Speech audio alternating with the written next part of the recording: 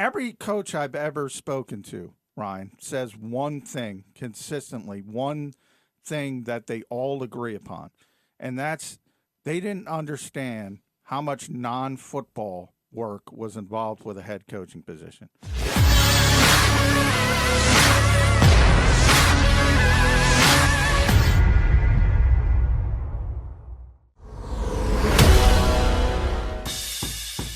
You're listening to the Jacob Media Sports Network in partnership with AM 1490 Sports Betting Radio. Subscribe to the Jacob Media channel on YouTube for access to all daily sports content. All right, welcome back, South Jersey, AM 1490 Sports Betting Radio. Ryan Rothstein, Johnny Mack in the Prop Swap Studios. Do you have as much trouble saying Prop Swap Studios as Prop Swap? It's a little bit of a mouthful. I've adjusted. I was a little bit Nick Sirianni like for a little bit while. Well, for a little while. That's where I was going. So you see how smooth I did that. Yes, very smooth. No notes. I do get my notes out. Now we're going to talk to Nick Sirianni, talk about Nick Sirianni, and one of the things, and I think it's overblown. The difficulty of the Philadelphia media. I think a lot of the fan base looks at us like we're one giant. We get together. We're going to ask 17 questions about Carson Wentz. Why don't you ask about Zach Ertz? Blah, blah, blah,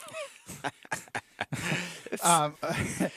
So, I mean, we're not going into this. Believe me, people, we are not going into this saying we want to destroy Nick Sirianni at all costs. Right, like a mob with, pitchforks or, We do not care. For the most part, I said, the vast majority of us got along very, very well with Doug Peterson. Yeah. Behind the scenes. I imagine the same will hold true with Nick Sirianni. That doesn't mean you're not going to ask difficult questions. And with this organization, I think part of the problem is that the head coach becomes the voice of the organization because Howie Roseman speaks it doesn't speak a lot. Jeffrey Lurie speaks a lot when he does speak, but he doesn't speak numerous times. Frequently, right. Yeah. So the point being is a lot of times, and you saw this with Doug Peterson, and the best example I can give you is after winning Super Bowl 52, the White House controversy. And if you remember that, and everybody hates Donald Trump, how could you go to the White House and all that kind of stuff? Look, that's not a Doug Peterson issue. Right. But he had to go out and talk about it because Jeffrey's not going to talk about it. No. Howie's not going to talk about it. Nope.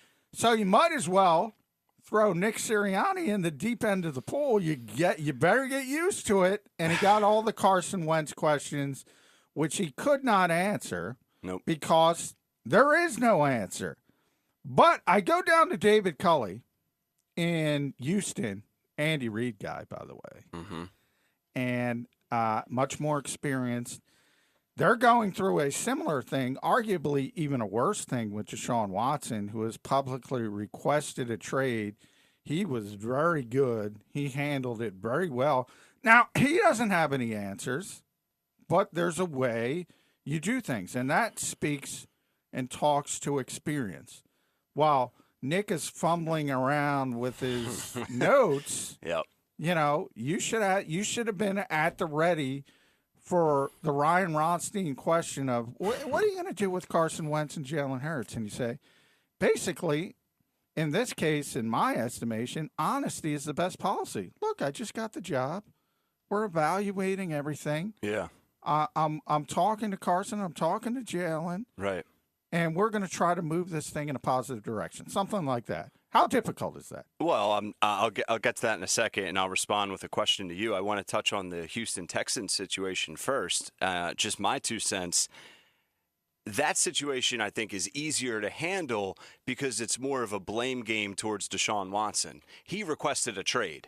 So now if you're the Texans, if you're Culley, if you're the Nick Caserio, whoever it is in the Texans organization, you can sort of indirectly blame Deshaun Watson for wanting out. And you're new there, so you can say, listen, we're new. He was unhappy previously. We're trying to right this ship. We know how good of a talent he is. This Philadelphia Eagles situation is much more challenging and tricky because Carson Wentz isn't demanding a trade. He's unhappy with the previous regime, so to speak. So I ask you this. The fact that Nick Sirianni yesterday says, I can't really speak to who's going to be our starting quarterback, that implies that he doesn't really have the decision fully in his control, or he doesn't know if he has the decision fully in his control yet. Well, he definitely doesn't have the decision fully in control. Yeah. He definitely knows that. But anytime you're talking about an organizational decision on a quarterback, and a quarterback that was once thought of as a franchise quarterback, that's the case everywhere. That's not unique to Philadelphia. I mean, that's a decision, and same thing in Houston, same thing everywhere else. There's so many quarterbacks. Yep. Matthew Stafford wants out of Detroit, Jared Goff, and it's more organizational driven, and the fact that they want Jared Goff out, on and on and on. There's so many quarterbacks around the NFL that are not in good standing with their organization, either because they're not happy with it. Aaron Rodgers, you can even argue with Aaron Rodgers or vice versa. Yeah. So it's not unique by any stretch of the imagination. And you can say things like, Carson's a part of this team. Mm-hmm. Until that changes, I'm going to work with him. I'm going to teach him this offense. I'm going to head in that direction, things like that. And again, I think all of these things trace directly back to experience. And that's my biggest concern, not only with Nick Sirianni as a first-time rookie head coach. You always have that question. Can he do it? It's a different job. Mm-hmm. Every coach I've ever spoken to, Ryan, says one thing consistently, one thing that they all agree upon, and that's they didn't understand how much non-football work was involved with a head coaching position. Just the logistics, everything from setting up schedules to dealing with the media 4 times, 5 times a week, to pre-production meetings for television, all of this stuff, and there's 100 other things. Right. Somebody's coming into your office about something, about a protocol. You add in all the COVID stuff. Mm-hmm. They just don't spend any time on football. And you got a guy who's saying, throw more on my plate. And, oh, by the way, I don't want any experienced assistants. Yeah. I mean, it's astonishing to me. It's a recipe for failure. And we'll see if he's able to sink or swim. But even if he's not able to swim, I don't even make that a full indictment on Nick Sirianni. And you can insert any situation in the business world. If you're a new president of operations for a company, or an operations manager, or a head of marketing for a company, you need to delegate your responsibilities to other people. And when you're new in that type of role, you're going to become overwhelmed. So NFL head coach, first-time play caller, first-time head coach, this type of situation he's entering, it's a recipe for failure. I don't know how he does anything but sink. Well, I think it's a recipe for failure early. I think there's going to be a lot of growing pains. And the question is, do you grow from those growing pains? So while we talk about Nick Sirianni and, a lot of the questions, a lot of the non-Carson Wentz questions, which were dominant, were about the coaching staff. And the coaching staff, the major parts of the coaching staff, let's take a look.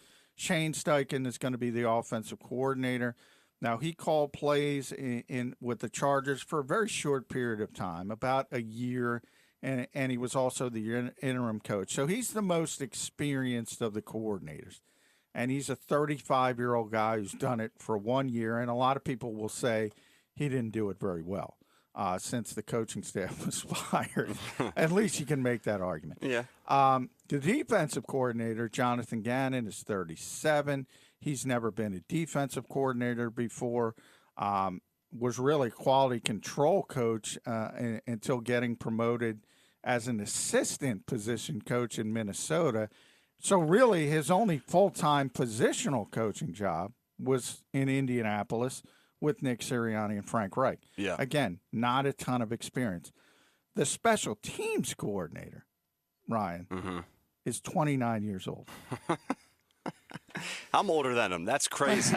29 years old. Obviously, Michael Clay, former linebacker at Oregon, Chip Kelly guy. He was here. Well, Chip Kelly gave him his first coaching job as an assistant special teams coach. Went with Chip out to San Francisco. To his credit, hung on after Chip flamed out, and they kept him on. But again, as an assistant, you had Jim Schwartz here, and we know that's a hot button issue. But that's a guy who's done this for 25 years. You had Dave Phipp here, who's been a high-level special teams coordinator in this league since 2006, I think. Yep. And now you have a guy who was an assistant position coach 3 years ago and a guy who's 29 years old who should, let's be honest, if he was a better linebacker at Oregon, would be playing in the NFL. I'm concerned. I seem very negative and conspiracy theory with a lot of this, but I look at it like this with the young coaching staff. This is Jeffrey Lurie and Howie Roseman once again talking to the staff, talking to Nick Sirianni in particular, and saying, listen, our door's always open. Any questions, you have a young staff, you come to us, we'll direct you, we'll help you out, we're here for you. And that's just an evil way, Sirianni leaves and Howie and Jeffrey are like, that's how I look at it. Well, I think it's fair. I think it's fair to assume that. I mean, we haven't even brought up Brian Johnson, who's going to be the quarterback's coach. And we talked, so many people talked about what's the most important hire going to be? Because you have to fix Carson Wentz. Well, it's going to be the quarterback coach. The quarterback coach was criticized. Press Taylor, what was he criticized for? He was 33 years old. Yeah. He was too much of a peer with Carson Wentz. Well, the new guy is 33 years old. Now, he's not a peer with Carson Wentz. He doesn't have a relationship, but he does have a relationship and a really close one with Jalen Hurts.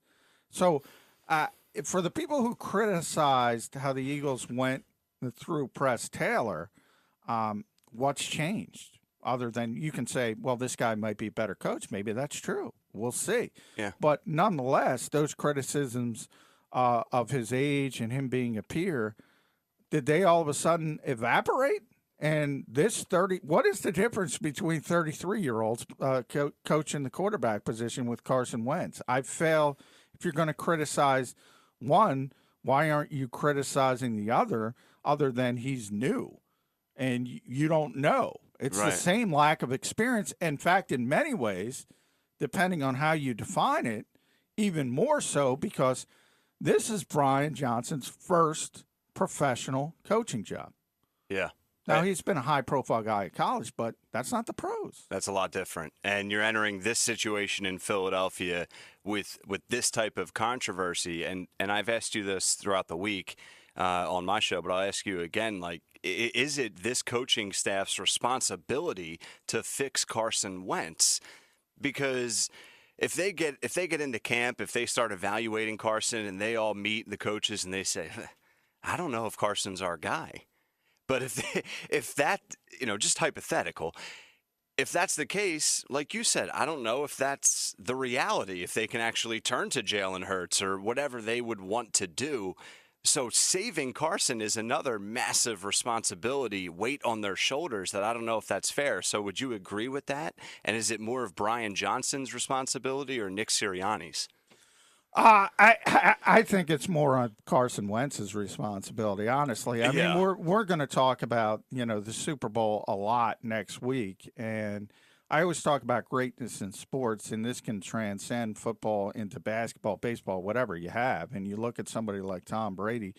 What is Tom Brady doing at 43 years old, moving from Foxborough to Tampa? Mm-hmm. He's breaking laws, trying to prepare whatever it takes for the NFL season. And, people killed him for that. And I'm not getting into the political part. But my point is the guy is always trying to improve.